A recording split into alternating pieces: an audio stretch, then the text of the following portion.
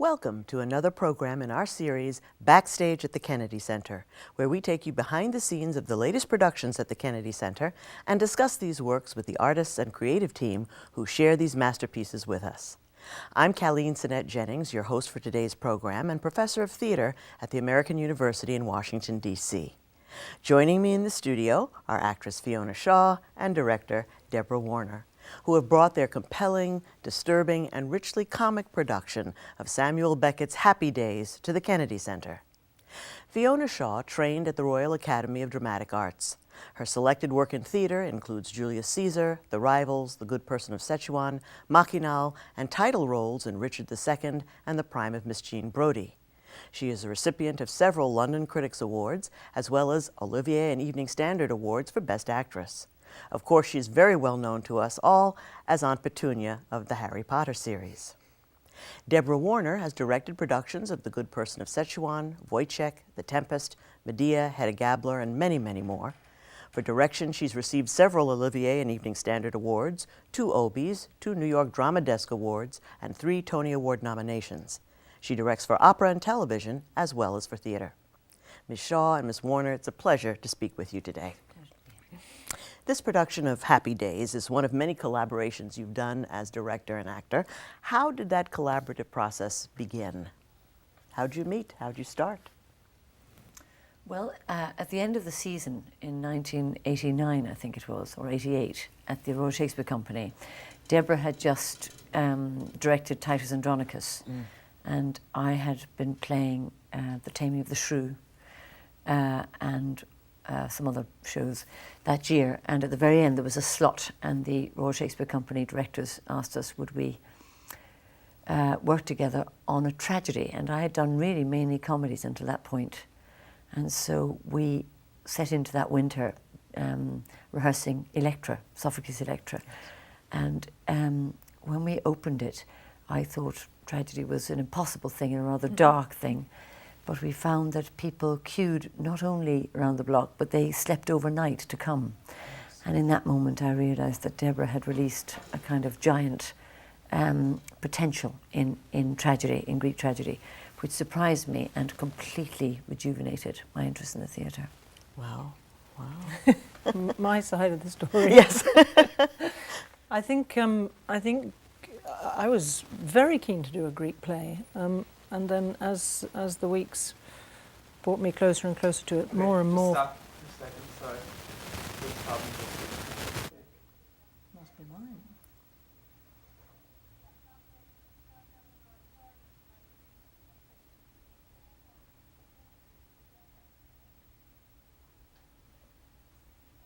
Okay, stand by.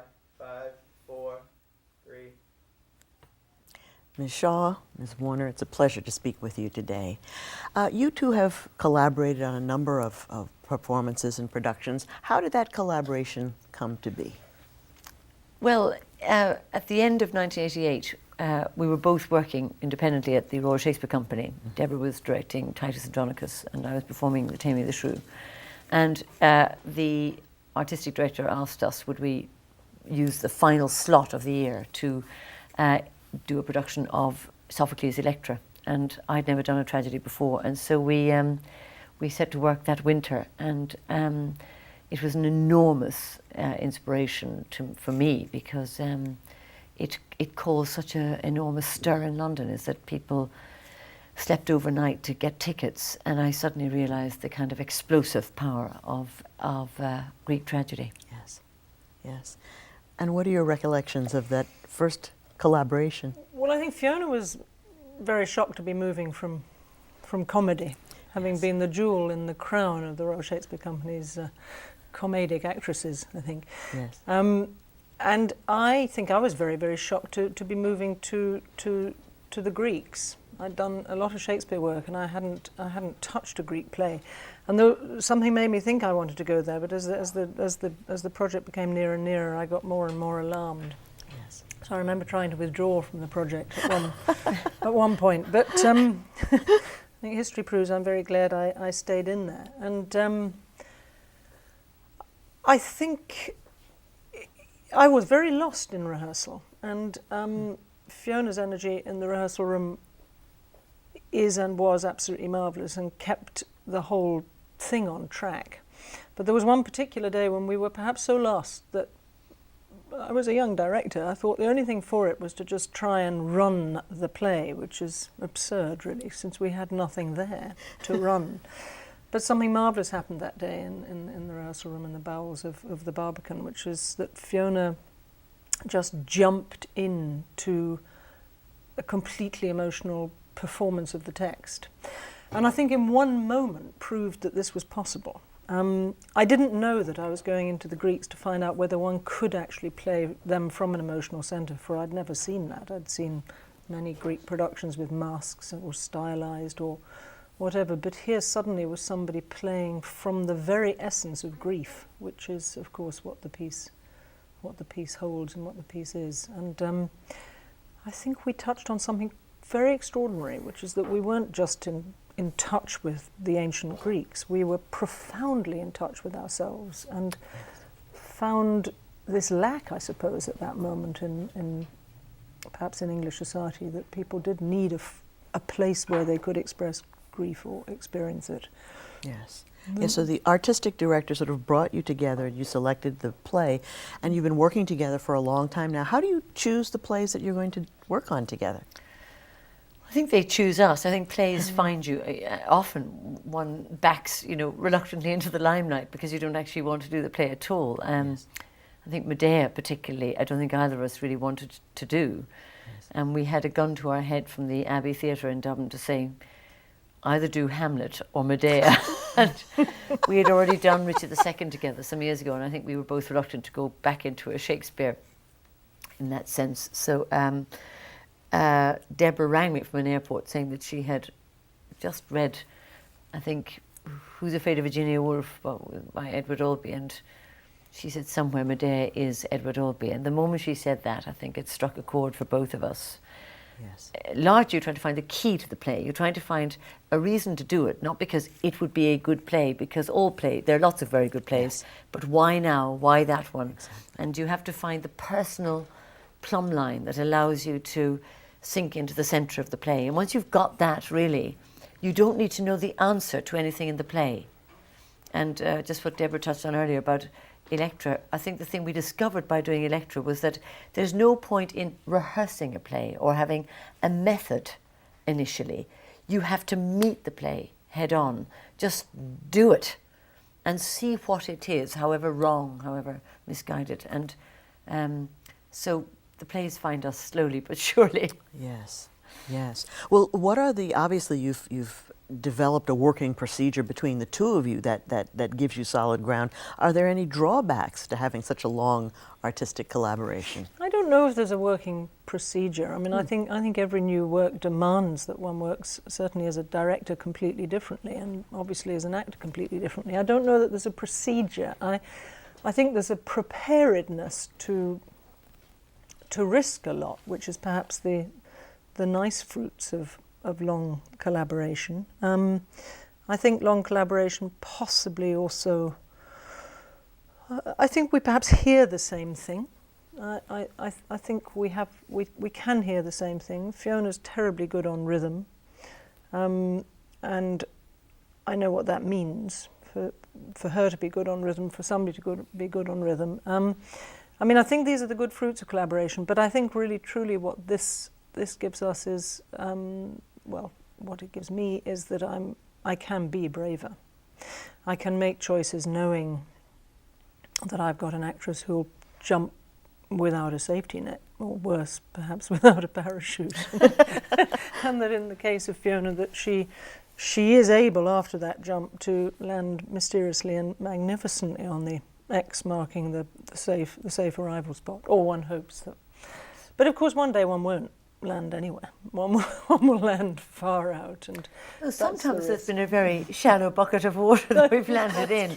We've been lucky. But I think you have to, of course, land not just on one night, but every night. And the collaborative strength or confidence that I get from working with Deborah is that she notes the show all the time. So we are permanently in dialogue. And when you say we hear the same thing, I think that's true. I know what she means when she adjusts something, and I make the adjustment. And in the adjustment is my safety. So I can be very, very dangerous in what I do because I know that somebody's tuning it from behind. Yes. And I think I can be dangerous in the choice of material, but of course we both choose it. I mean, I think we can, you know, one wouldn't choose to do The Wasteland unless, as a director, you had the performer who you felt would have some chance of going through that network of caves and find the jewels in the corners. You know, you have to know that you're going on a dangerous expedition with safe climbing partner, to mix metaphors. But I think these things help. But none of this is comfort. It must never be confused, I think, with comfort. There's nothing comfortable about rehearsing. It's horrible. It's a very awkward, skinless process. And I think if pleasure comes, it comes when one starts to put something together. But you know, you take a priceless pot and you smash it. That's what rehearsal's about. And then you try and build it back together again, perhaps in a new form, but or hopefully in a form. Yes. Yes. Well, you said that the plays find you, and you also said that you're both in tune to rhythm. Is that how Happy Days found you? Was it the rhythm of the play? Oof, no. I was on the run from that, I think, because I couldn't hear the rhythm of the play. I couldn't even read the play. I found it very, very, very hard. But my hopes for Beckett, as a dramatist that had actually served us terribly well at another time, using short fragments of his text as part of a project that we've recently done connected to poetry. I just thought we've got to be brave and we've got to try, but I wasn't that keen to go there, which again doesn't make for comfort. You know, I wasn't sure what it was at all, and I suppose this says something bigger, isn't it, about what one moves towards. One moves towards the things one doesn't know how to do, not towards the things that one does. But in the case of Happy Days, it being so well known, so many people have shown us that they do know what it is, that of course one's worried that that is perhaps what it is. And you don't know if you're going to make new discoveries. And of course, to venture forth and not make a new discovery for me would be possibly the worst thing that can happen. Yes. So I was frightened of it, I think. What was your initial reaction? Yes, I loathed the prospect, actually, but we sort of again got cornered by often, you know, the way to make theatre is to set a date. I mean, that is the only way. You say, we will open a show on that date. Otherwise, you'd never get around to doing it at all. And we had a slot and we had to do it at the National. But I think like Deborah, we had faith. You know, there are very few great writers, and you know that Beckett is a great writer. So even if there's lots of resistance to why he's a great writer or how mistimed you feel you are with him or out of tune with him, you have to find the connection. And so we spent the entire rehearsal period awkwardly trying to obey this strict, hating him all the time, hating him, hating the Beckett estate for insisting on these rules when we could be so much more fluid if we were freed of these rules. And then harnessing ourselves to say, well, at least we're doing the exercise. But in my heart of hearts, I knew that if we stayed in the desert of the play, we'd find some water, finally. And that is what happened in this play later than any other play I think we've ever done, in that it came to the first preview, and I still didn't think we had any new relationship to it. And then we performed it, and the audience began to laugh. It wasn't the laughter so much as the warm hearing that they heard him, even if we didn't. And they began to laugh. And, you know, Deborah sent me a note just saying, so this is the play. And so we discovered it very, very late. But that's bungee jumping, you know, it really was. That's without a parachute and without a bucket. And you just before we hit the ground, we found it. And the result is a sort of delight ever since in rehearsing it as we go along.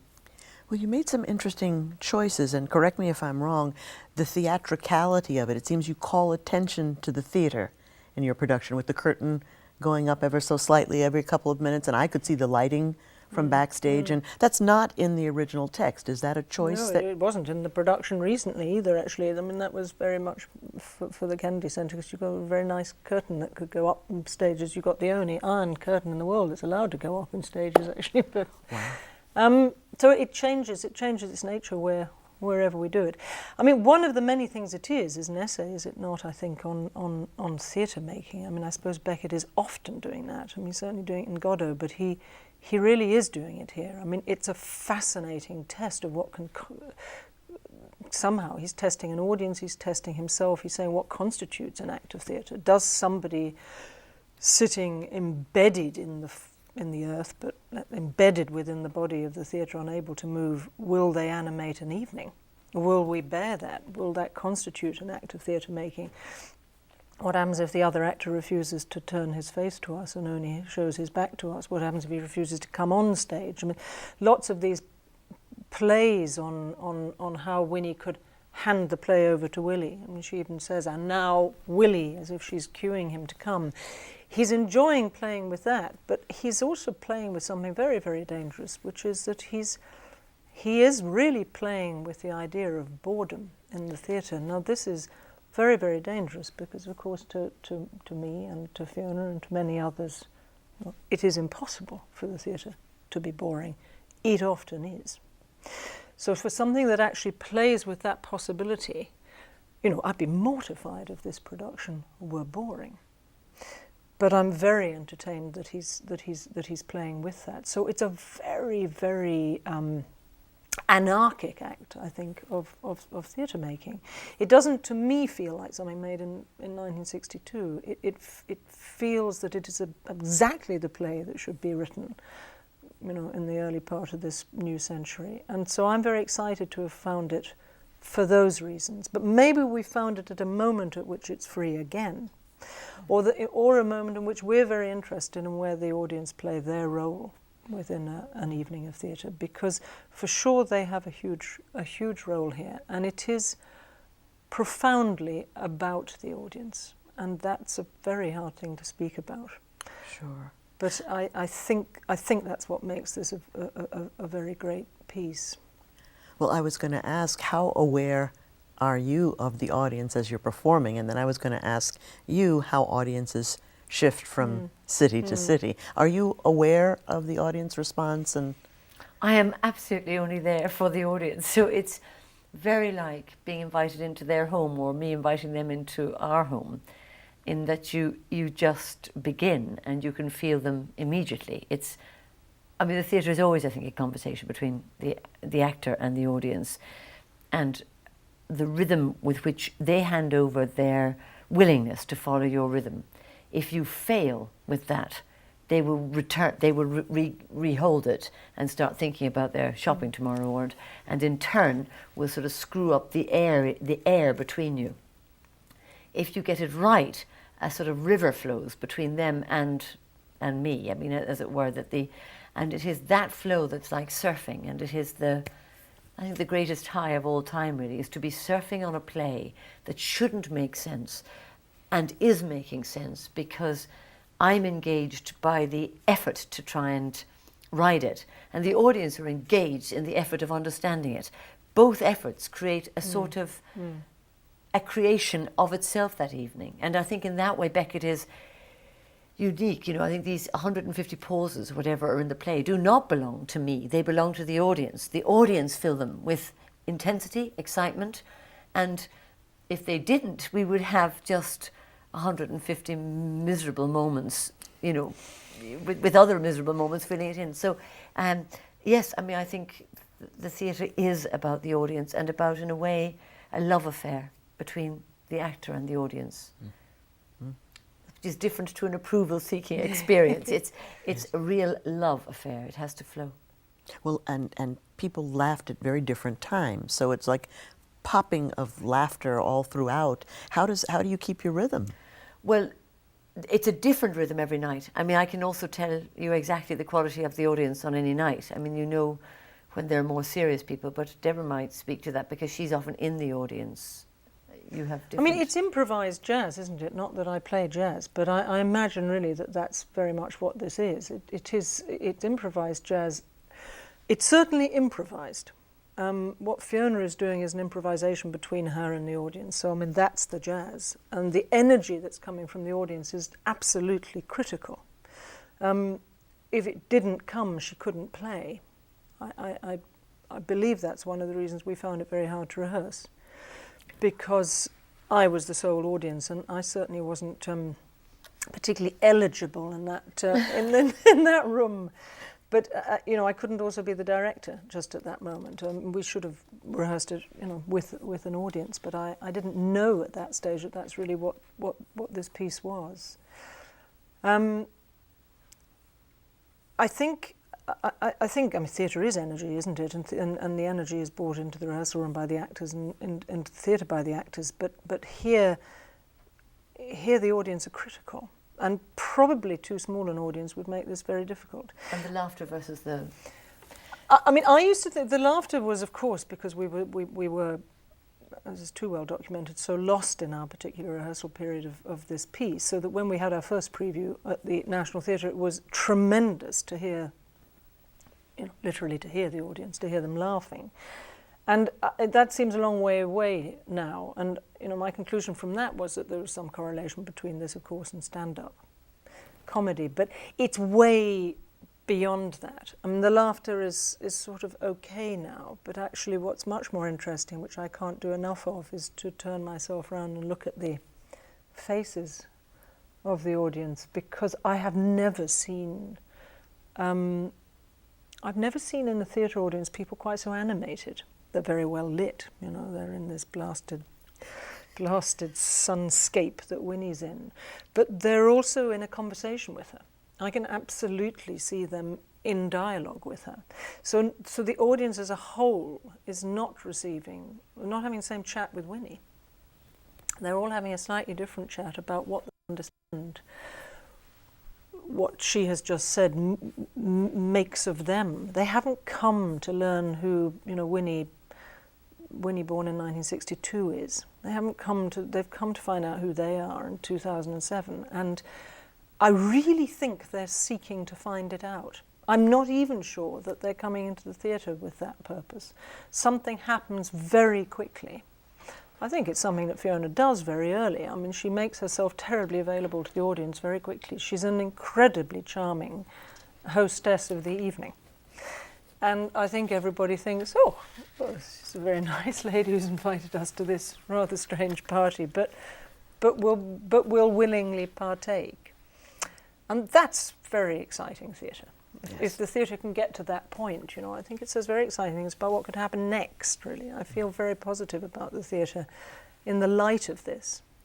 It's also about ambivalence, you know, that they come knowing that the person is stuck, buried up to their waist. So they're not going to see a lot of running around and dancing. So that could be both a boring image or an absolutely fascinating one. Once they give you the benefit of the doubt, they are then looking at an image, like a painting, that remains the same all evening.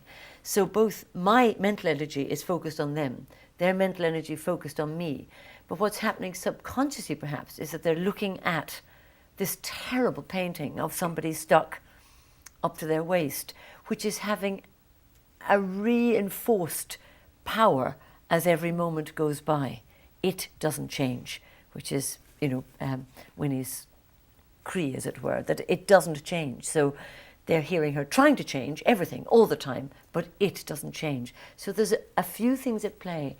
I think he's been very, very clever with that. It's not just a word play. It's a visual play, even though the image is static. And a visceral play, because you're sitting very still and feeling and thinking on a very intense level. Let me ask this. Do you think that there's something in the nature of the play that resonates in the sort of Irish national character? Is there anything that an American would miss or a French person would miss? Is there something inherently culturally specific to Ireland and what he's doing here? I think no more than there might be something culturally specific about Shakespeare, but in the end, these very, very great writers seem to break through all the barriers. I'm not sure, we've never played this in Dublin, whether they would probably laugh at the odd accented thing. I think that would be neither here nor there. Fundamentally, the American audience are so in tune with the fundamental rhythm of the play, which isn't really about Irishness. It's really about a sort of emotional, a sort of an emotional incontinence that Winnie has, that anybody trapped in a household where they're unhappy would have. I don't think it's about Ireland, actually. Yes. I don't think it's about gender either. I mean, I think people have asked that question before. Is this particularly and peculiarly about a woman? Well, certainly not. Any more than Hamlet is. That goes way beyond nationality fast and way beyond gender fast. Indeed, there might be a danger playing this in Dublin, is that they would want more. You'd have to censor how much of it was very coloured for Ireland, I think. Yes, the behaviouralism of an Irish housewife is neither here nor there in it. In a funny way, the more we do it, the more I feel it's a portrait of Beckett himself, and that it is about him, and it is his voice that you hear, which maybe goes back to when we did The Wasteland, which was so full of quotation from around the world. And in fact, you hear Eliot's, small, still, silent voice in the middle of it, a kind of small, rather gentle voice.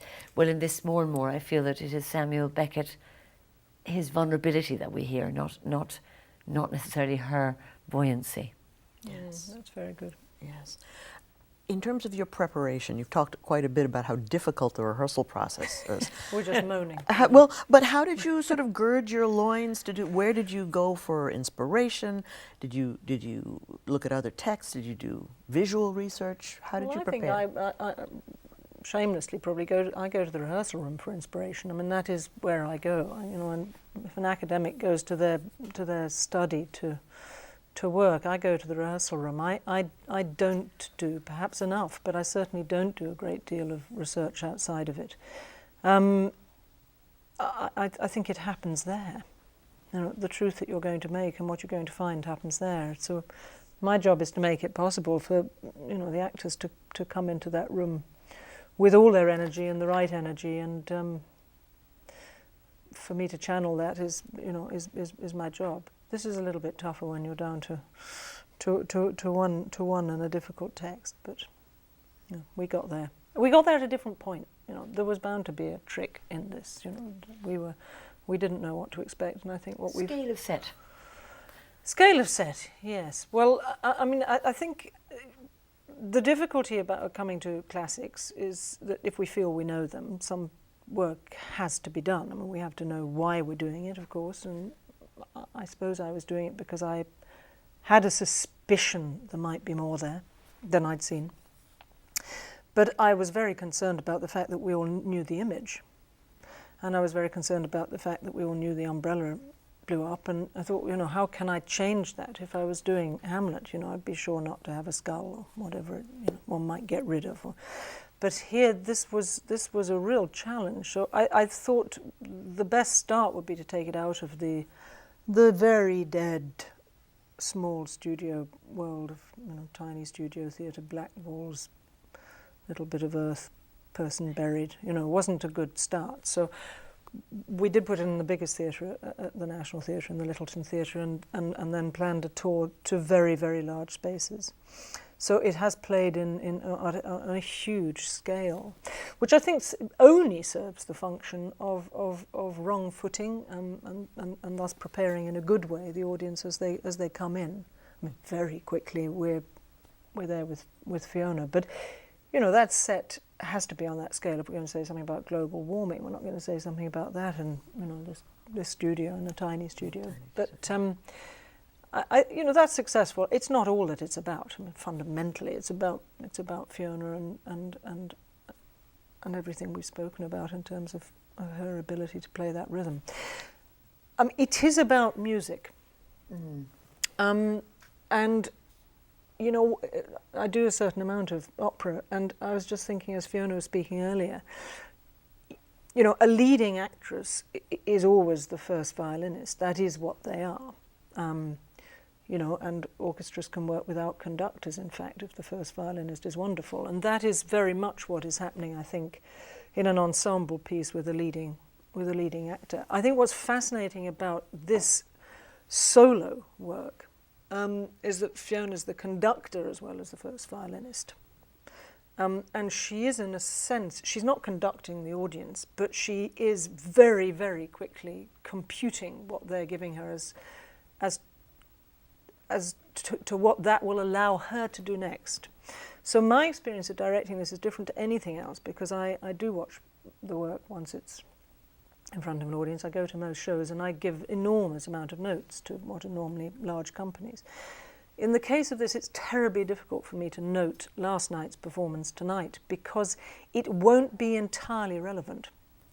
Because it was unique to last night, it was absolutely to do with what Fiona could do with that audience. You know, her multiple other partners and players and the dances that occurred with them. Or, you know, in that it's absolutely musical.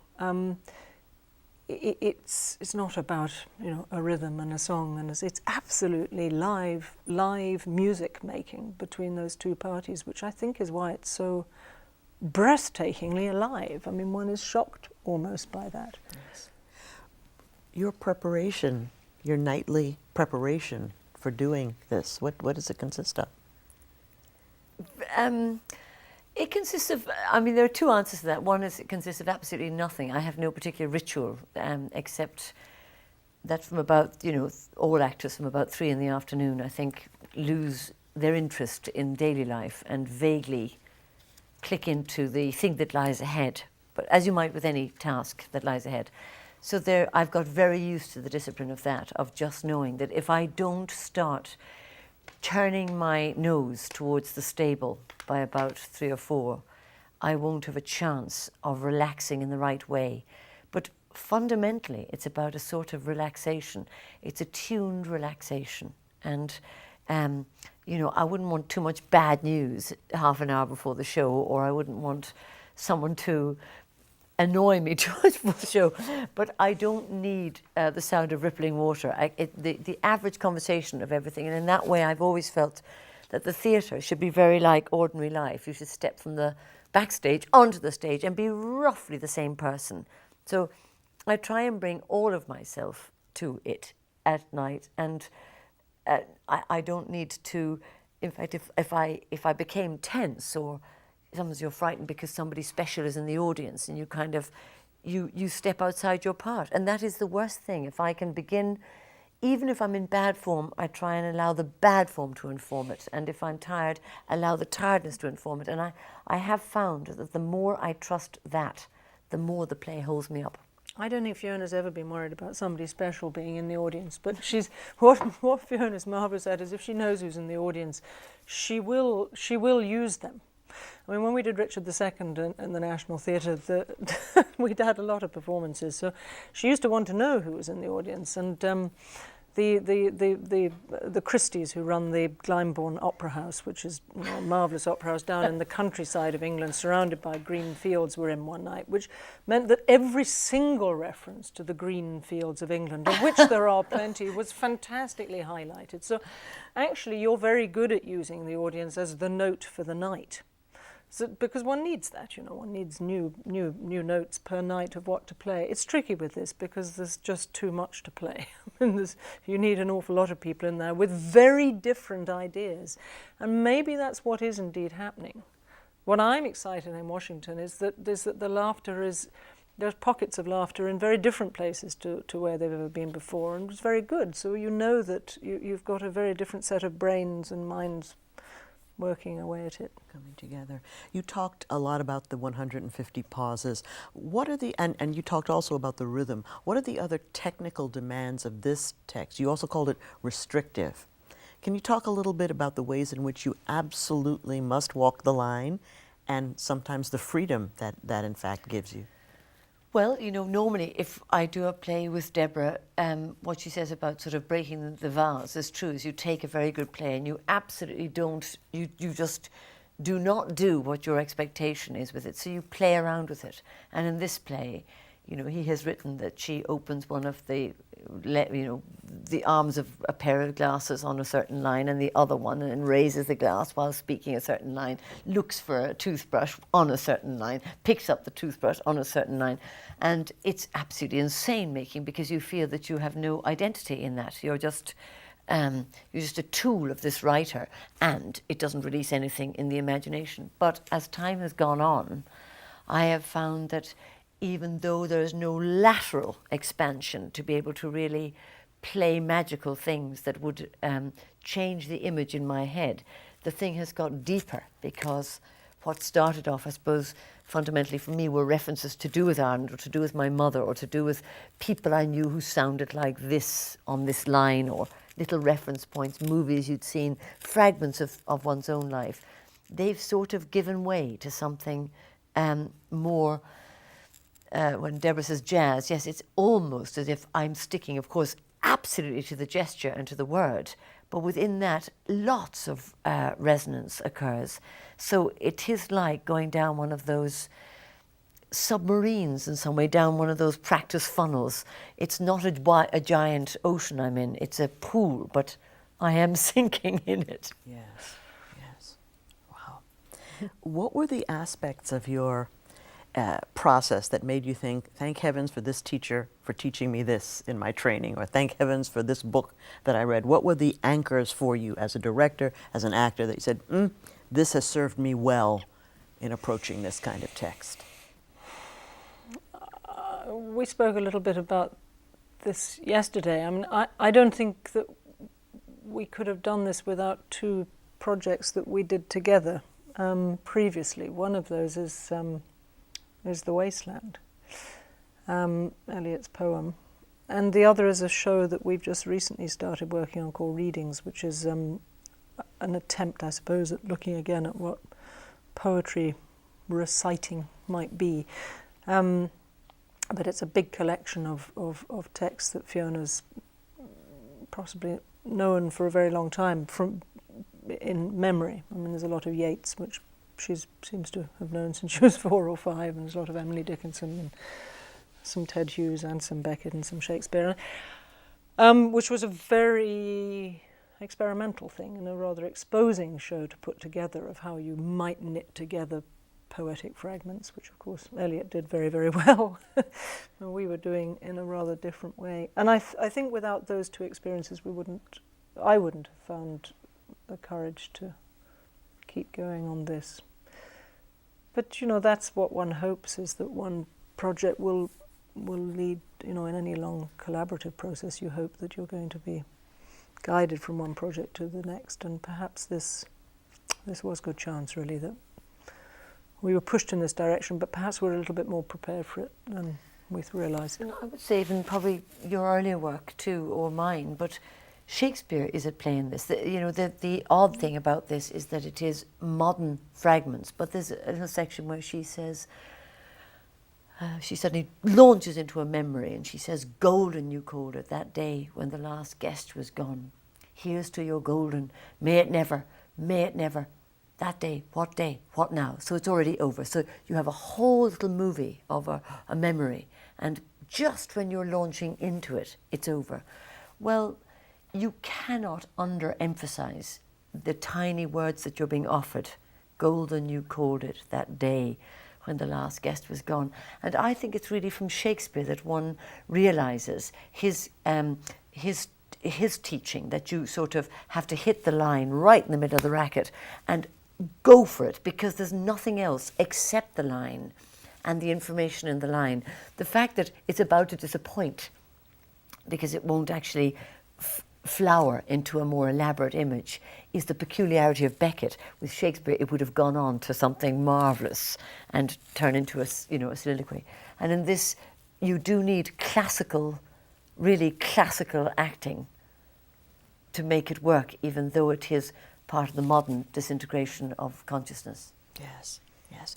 Well, you're doing a theater piece that is still and all about words. Why is this theater and not radio? We are such a visual culture. It's astonishing that this play is theater. What makes it theater and not radio? Well, I thought last night that that it would be a very nice exercise, in fact, of course, to record this live, but to play it on the radio with the audience laughter. Because, of course, that would be very interesting, and nobody's ever done that. Might be very annoying for the radio listener, but it would be a very worthy exercise. But, you know, anyway, but that would be a recording of a theatrical event. I think it would be sad on the radio. I think it might be. I think you'd be locked into her head on the radio. And I think actually it is really a play, because the audience are hearing each other laugh at what they might find sad, but see somebody else might find funny.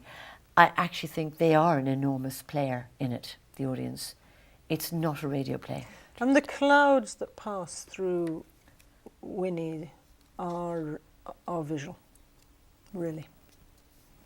They're often no more than a breakdown of words. What now? I mean, that's a breakdown of words, but actually the devastation of somebody that's feeling something very, very powerfully, and not putting it into words is terribly important, I think.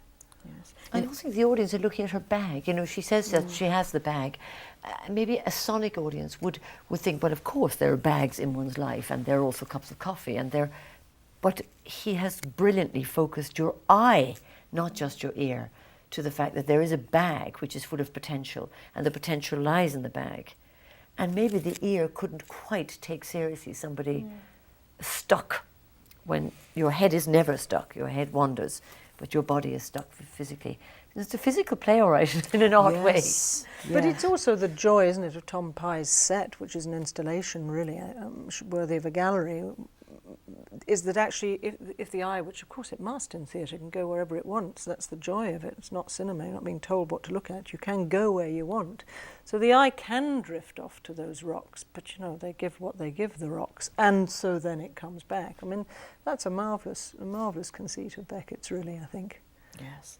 Well, it struck me because at some points we are staring so intently at your face because there's really nothing else to look at that in effect we're doing a close-up in the theater without the machinery, which is amazing.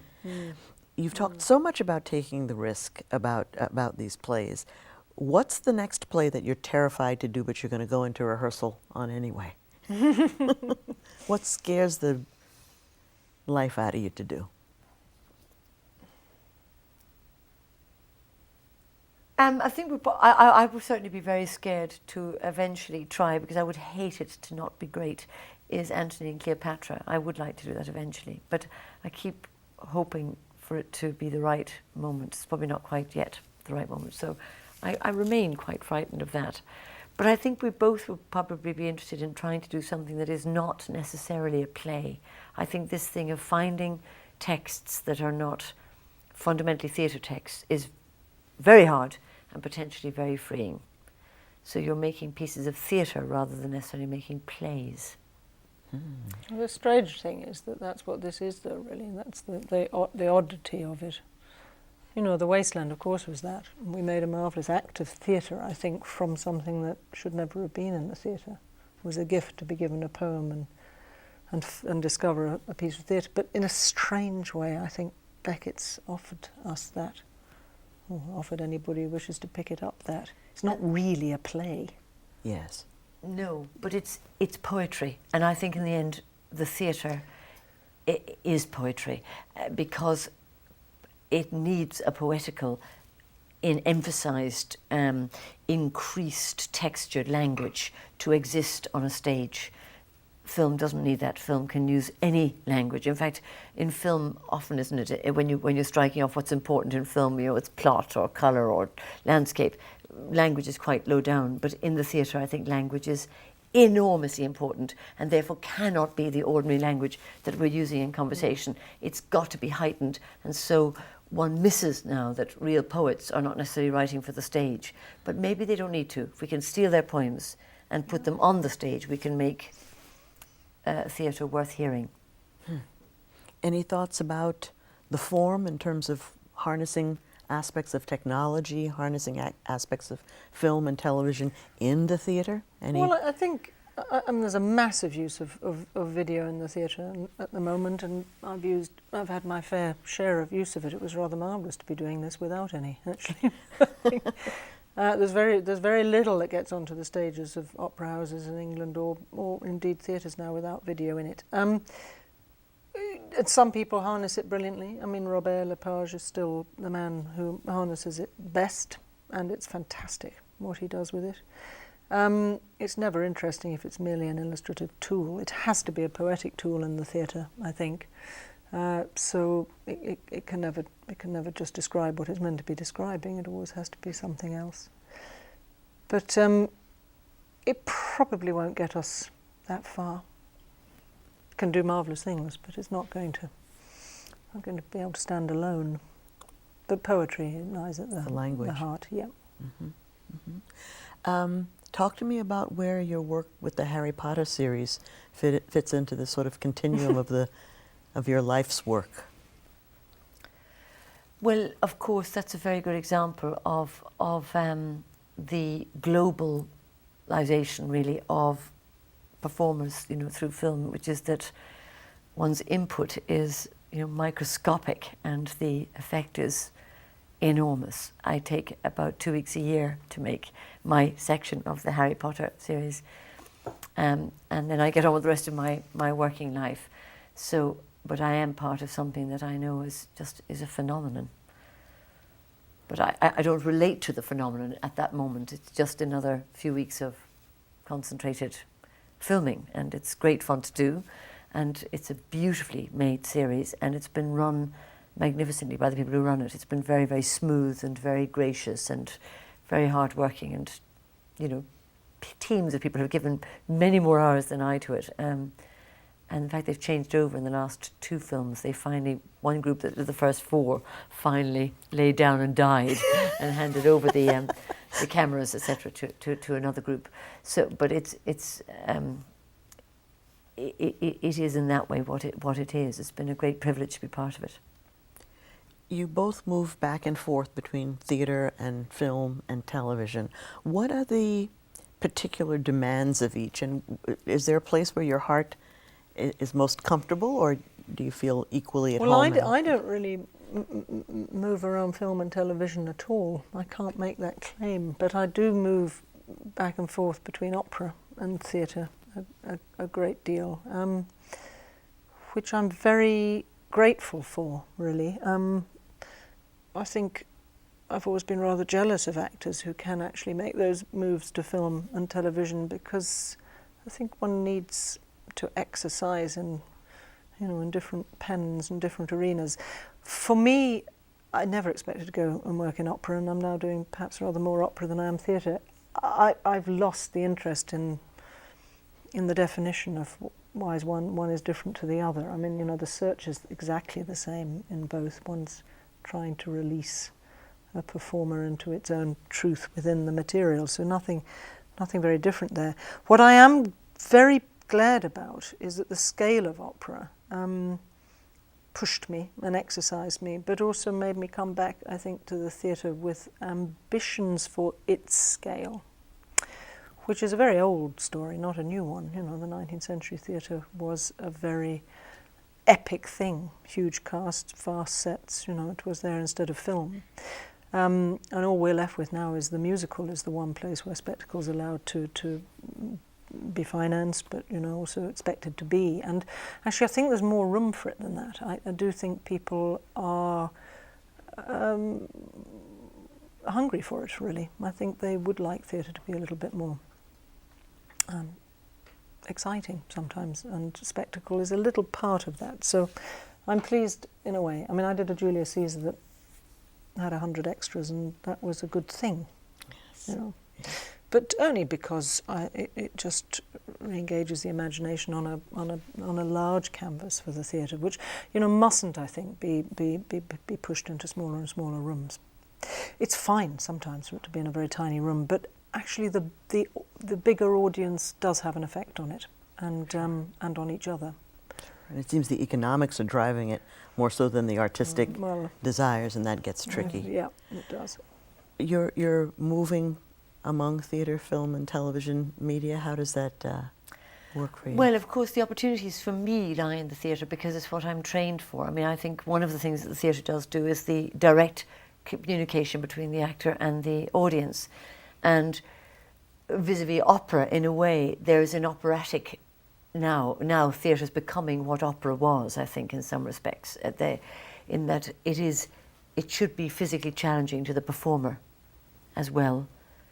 It's not about turning up just in a day in your life. It is about the expansion of yourself to the bigger self in some way, to express bigger things, to receive bigger things, to imagine bigger things, and to perform bigger things. And it's at a very, very difficult moment because it's crammed. The only way it can survive is if the theatre stops and even doesn't attempt to compete with opera or with film, but is itself an event that people need to attend to, not to be bored by and not to be well behaved at, but dazzled by when they turn up into that room. And for that, the challenge is on us to create something that defies expectation. I think that's what the theatre has to be. So I am, in that way, dedicated to the theatre for that reason, because in film, it's really a medium, it's a director's medium, and it really is about young actors, I think. It's people telling stories of coming of age, fundamentally. That's what the film is about. Yes. And I've come. Yes. Well, if you had to put together an all-American season, having spoken of your love of language and your commitment to language and how grand and powerful it can be, and you had to put together an all-American season of all-American plays, what would you pick? Well, I'd get to pick the play I most want to direct, which is Who's Afraid of Virginia Woolf, which I long to do, but I'm not allowed to do it yet because I'd like to do it with Fiona. And we're going to wait a few years on age. So I'd that pick would be my O'Neill's start. Touch of a Poet, I think. I mean, there's Streetcar, I Streetcar. long to direct. These are fantastic plays. Yes. I haven't directed any of these American plays. Love I to. think America, actually, in the last century, produced some of the best theatrical writing of all, because of the grandeur of scale. You know, Death of a Salesman is one of the great plays probably of all time, but so is pretty well all of Edward Albee's output.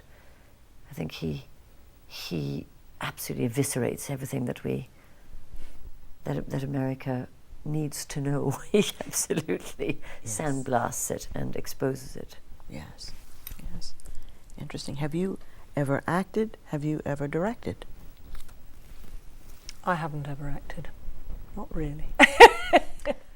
I have Famously, one Deborah claim to fame. My one claim to... I when I was very young, I was the administrator for Stephen Berkoff's group. And he went around Europe with a production of Hamlet, in which he played Hamlet, and Horatio had his appendix taken out in Rotterdam. And that's when I became Horatio to Stephen's Hamlet. So that was my claim. That was enough. That was enough. For the world and me.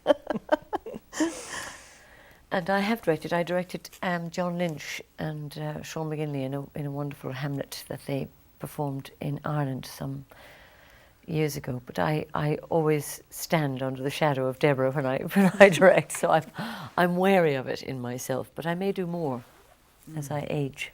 Fiona will be a fantastic director, no question, but we mustn't let her stop acting. That's the important thing. And can I speak up for the playwrights? What about doing original writing for either of you? Thoughts of it? Well, yes, I would love to. I have to find the play, and it will have to be robust. It will have to stand up to being punched a lot and neglected and come back to, and only because I think I go in for quite a long exploration, you know. I mean, once I pick something up, I want to run with it for a long time, and I do. It has to go down a long way, I think. It has to be full of mystery. It has to be full of things that I can unlock and fathom. And so I will find it. I don't feel that I've entirely neglected living writers, although my reputation may suggest I do. But I made one film with John Banville writing the script, and Fiona and I worked on an adaptation of Jeanette Winterson's novel, The Power Book. So I haven't left them alone. They happen not to be playwrights. But that may well continue. I mean, I wouldn't be surprised if the new work I did was, a poem by Alice Oswald or a novel by a young novelist. I don't think that we have to broaden what we mean by theatre.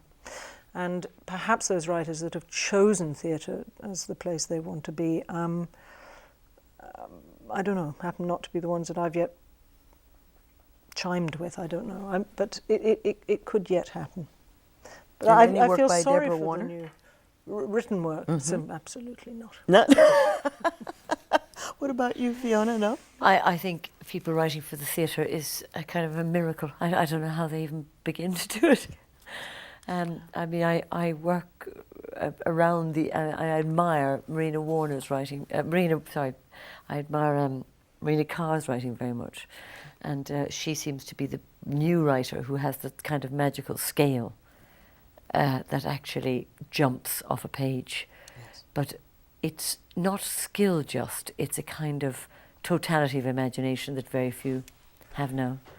She hasn't decided what the shape of theatre is, and I think the young playwrights, that's the one thing they must shed. If they've decided that it is this shape and it's rather modest and can only have a certain amount of people in it and only probably happen in a certain room, and this is how an entrance is made and this is how a departure is made, this is terrible.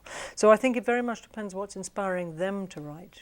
I would probably hope that the new playwrights, didn't go to the theatre too much. Really, why should they? Maybe they're in the films. Maybe. Yeah. Well, the two of you and your collaborations have given so very much to us, and I have to tell you that being an audience member and being around people to hear them talk about the work that you've done is just really wonderful, and I hope you will continue for many more years to give us the benefits of your collaboration. And that's all the time we have today, but thanks so much for tuning in to Backstage at Kennedy Center, and I'd like to thank Fiona and Deborah for being here with us. And I'd also like to thank George Washington University School of Media and Public Affairs for hosting us today. And if you would like more information about this program or other programs in the series Backstage at the Kennedy Center, please visit our website, www.kennedy-center.org. Thank you so much for being with us.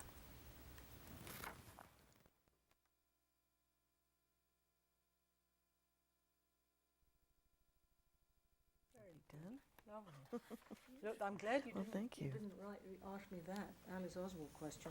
If you have a please connections. Can we do the close again without you doing the www? Sure. She did it so well. Okay, please visit, what am I going to say? Just please visit our website. Hold on.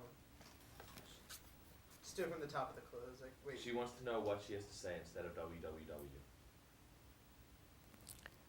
you'd like more information about this program and other programs in our series, please visit our website, They period. want you to say kennedy-center.org without the www.